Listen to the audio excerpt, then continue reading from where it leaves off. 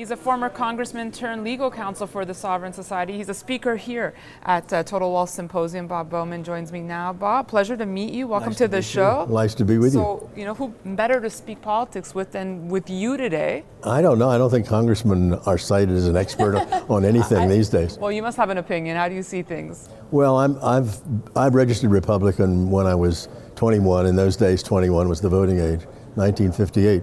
And I have voted for the Republican candidate for president every time. I was a Goldwater delegate in '64 to the convention, but I can't vote for Trump. I cannot. I can't vote for Hillary. So it's really a disappointment that, but people nominated him, so he has a right to. And that's really a trend amongst many Republicans right now, right? That they're having a hard time.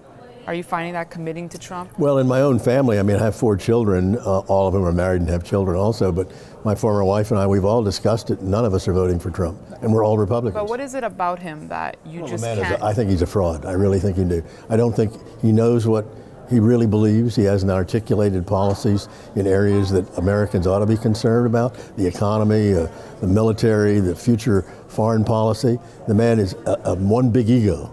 And that seems to be all him promote himself. And with that kind of a vacuum, how can you vote for something? You don't know what you're going to get. So Gary Johnson, Aleppo and all? Well, I've been to New Mexico. It's a beautiful state, and I think he did a pretty good job. The fact that he vetoed so many bills appeals to me. So I'll probably vote for Johnson with no great enthusiasm. But as one of my daughters said, Dad, there's 310 million Americans, and these are the only 2 that we get to choose from? I said, well, actually 4. So how would you sum up this specific election cycle? Is it one of the scariest that you've gone through? Well, I guess it depends on the outcome, who wins and what policies they follow. But I really fear for the future of America from here on. We badly need change. Trump's right about that, and Hillary won't bring it.